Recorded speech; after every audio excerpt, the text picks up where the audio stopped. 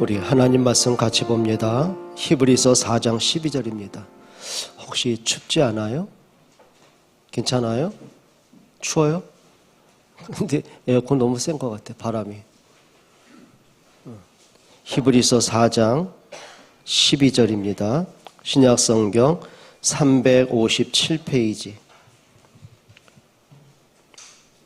히브리서 4장 12절 우리 합독하겠습니다.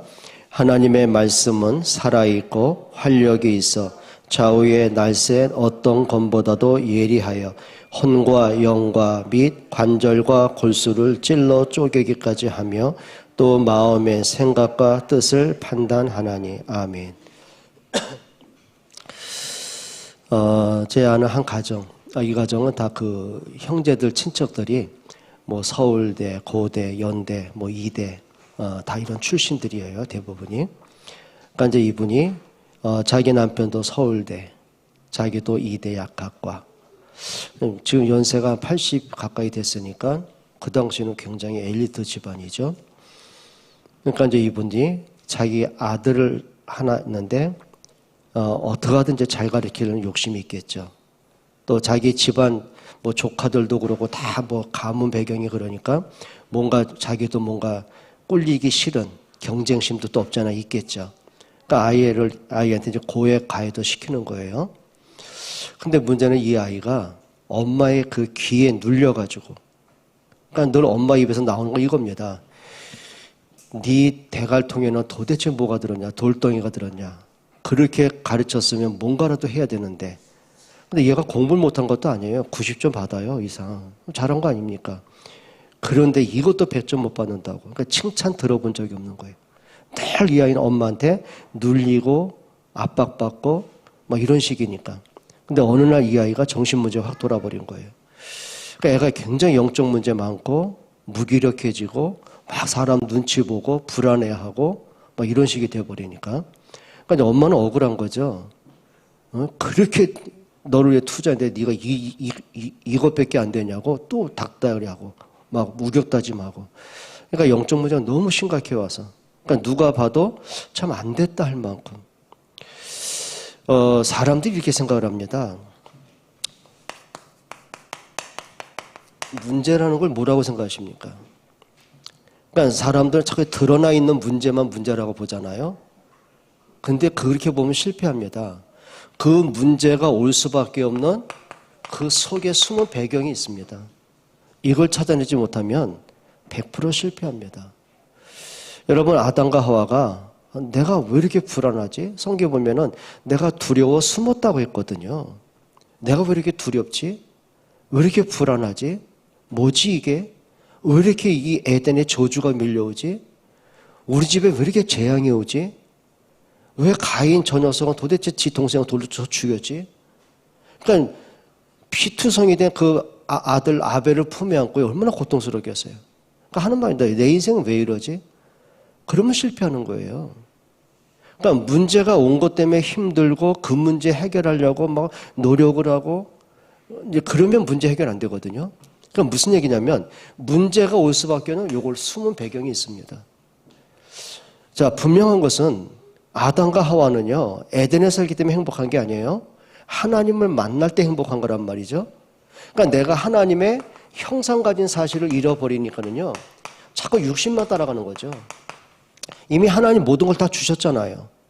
근데 문제는 뭐냐면 내가 가질 수 없는 이 선악과 하나 때문에 모든 마음이 다 거기 뺏긴 겁니다.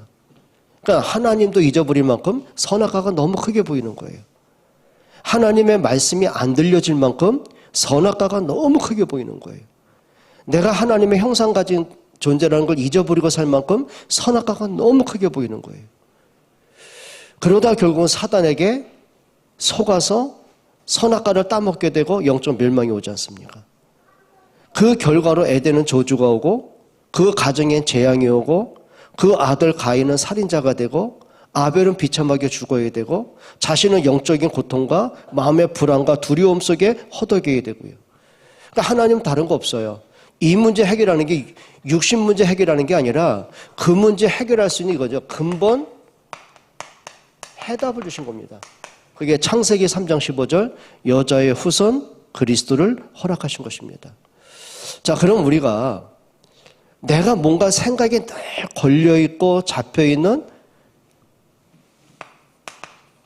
나의 선악과는 뭘까? 한번 찾아보시면 됩니다. 나의 선악과는 뭘까?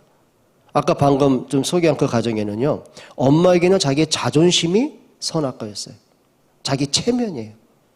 그러니까 이 아이가 어느 방면에 탁월한 능력이 있고, 이 아이가 어디에 관심이 있고, 그럼 내가 엄마로서 이 아이를 어떻게 서포트해주고, 그게 아니고 무조건 너는 서울대, 법대 가야 돼. 그러니까 고액가이를 시키는 거예요. 애는 엄마 눈치 보고 한 번도 칭찬받는 적이 없어요. 그러다 0점부터 정신이 확 온 거예요. 그러니까 엄마는 너무 억울한 거예요. 내가 그만큼 돈을 투자했는데 왜 니네 성과를 안 내? 그게 뭐야? 그 엄마의 그 체면이 선악과였어요. 어떤 사람은 돈이 선악과 될 수 있는 거예요. 어떤 사람은 술이 선악과 될 수 있는 거예요. 요즘 젊은이들이 게임에 막 잡혀 있잖아요. 그 아이는 게임이 선악과가 되는 거예요. 그것 때문에 내 인생이 망가지고 내 마음이 허망해지고 내 삶이 막 무너지기 시작하는 거거든요. 그것 때문에 가정은 문제 오는 거예요. 아니 나는 좋아서 술 마셔요. 근데 가정은 그 술 때문에 좋겠냔 말이죠. 알코올 중독된 그 아빠와 그 남편 때문에 온 가족은 피멍이 드는데요. 그러니까 본인은 좋아서 하는 거예요. 근데 그것 때문에 가정은 막 무너지는 거예요. 그게 선악과라는 거예요. 여러분 어떤 면에서 우리가 문제가 왜 왔지 그러면 안 되고 그 문제가 올 수밖에 없는 근본 해답을 빨리 찾으셔야 되죠. 여러분 가인이 예배가 실패되잖아요. 그러면 자, 그 예배가 실패됐으면 그 해답을 빨리 찾아야죠.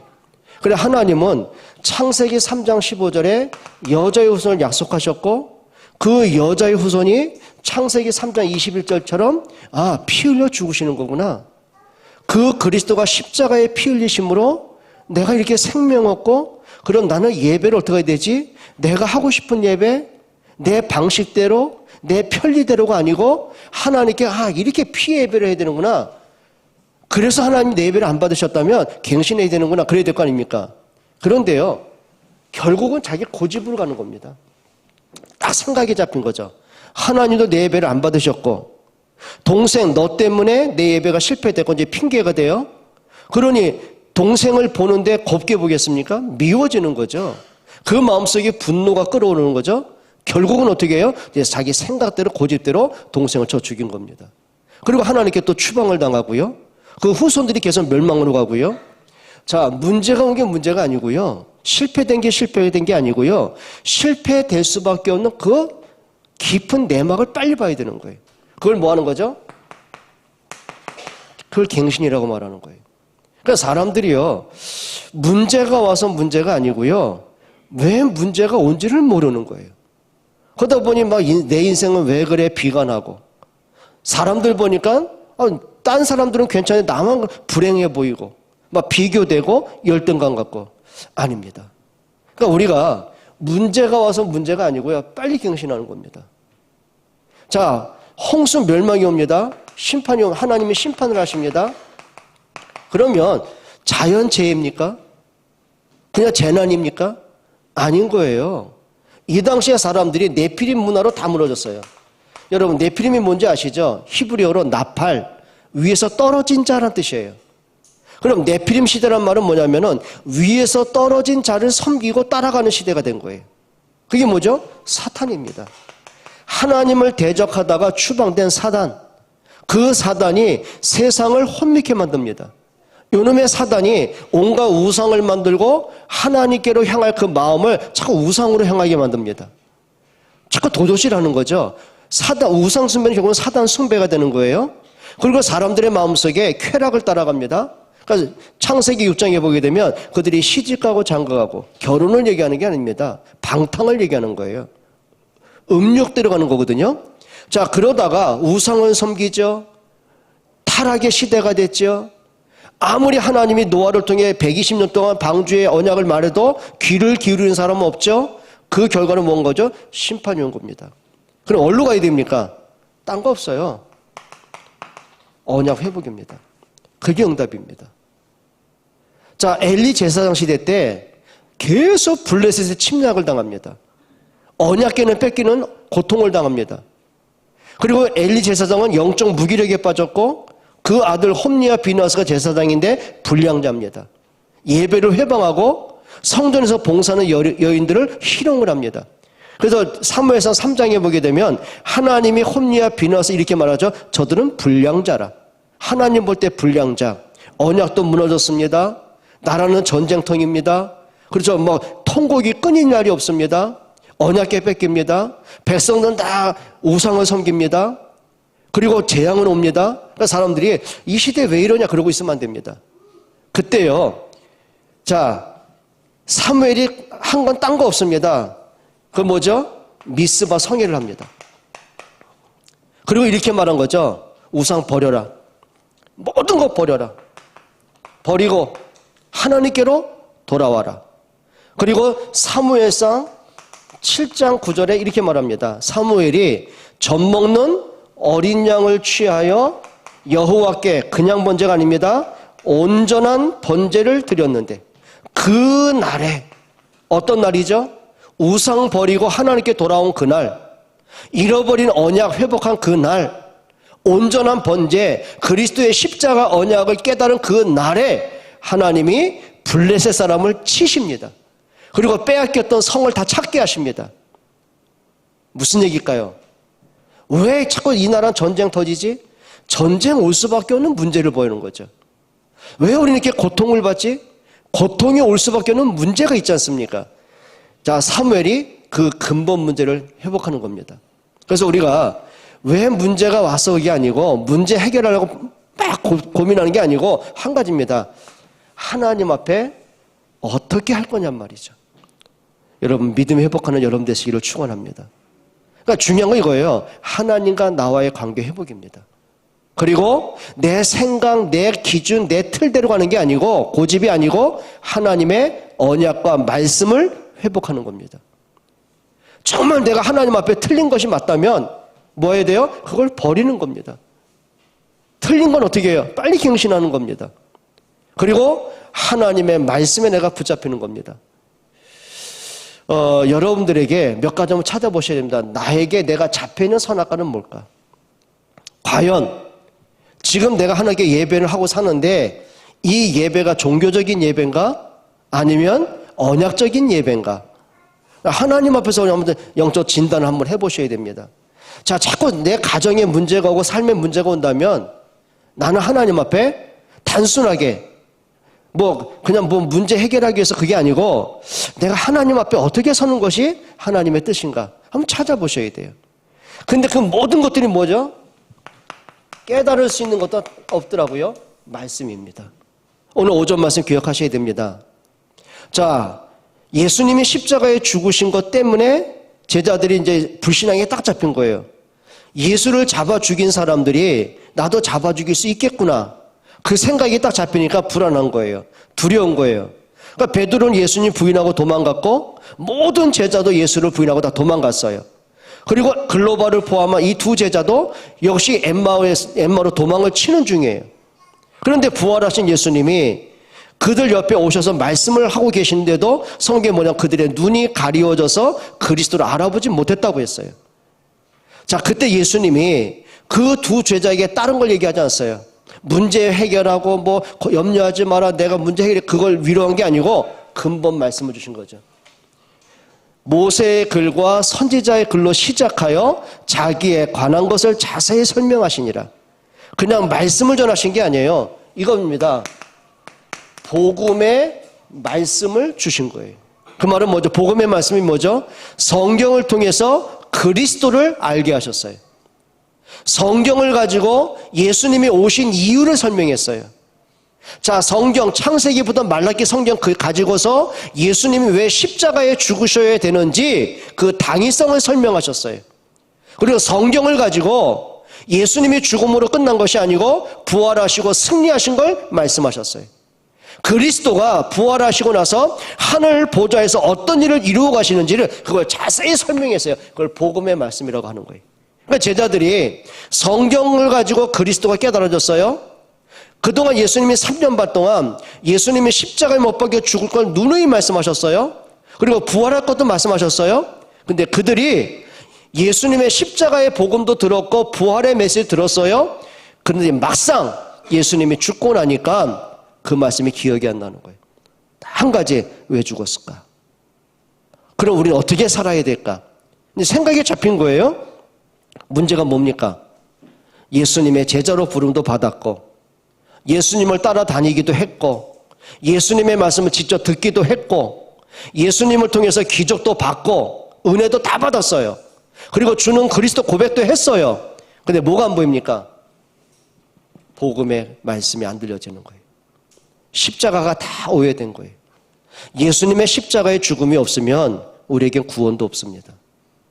예수님의 십자가의 죽음이 없다면 우리는 여전히 원죄 해결할 길이 없습니다. 죄 해결이 안 되면 구원이 전혀 없습니다. 사망에서 생명 얻을 길이 없습니다. 사단의 손에서 벗어날 길도 없고 운명에서 빠져나올 길도 없고 저주와 재앙에서 해결할 길도 없습니다. 그리스도가 십자가에 죽으셔야만 우리의 원죄 끝납니다. 사망에 빠진 우리가 생명을 얻습니다. 하나님 떠나는 우리가 하나님 만날 길이 열립니다. 그리스도로만 구원이 있습니다. 그럼 우리가 말씀을 어떻게 들을 거냔 말이죠. 자꾸 놓쳐요. 선악과 때문에 놓치고 내 생각과 고집 때문에 또 말씀 못 듣게 되고 또 뭔지 모르게 세상 기준을 따라가다 보니 또 말씀 놓치게 되고 이런 식이거든요. 깨트려라. 여러분, 복음으로 여러분 살리기를 축원합니다. 복음이 여러분에게 인생의 해답이 되고요. 여러분의 인생의 결론이 되고 끝을 보는 응답 받으셔야 돼요. 늘 말씀드리지만 부모된 우리의 입장에서 정말 우리 아이들이 어떻게 복음 속에서 살아가게 할까? 그걸 놓고 기도하고 그걸 놓고 집에서 포럼하고 그걸 놓고 아이들에게 진짜 언약 전달하고 힘 좀 먹기를 바랍니다. 여러분에게 문제가 있습니까? 그 문제가 문제 아닙니다. 문제가 올 수밖에 없는 그 속에 숨은 문제가 있단 말이에요. 진짜 문제 있단 말이죠.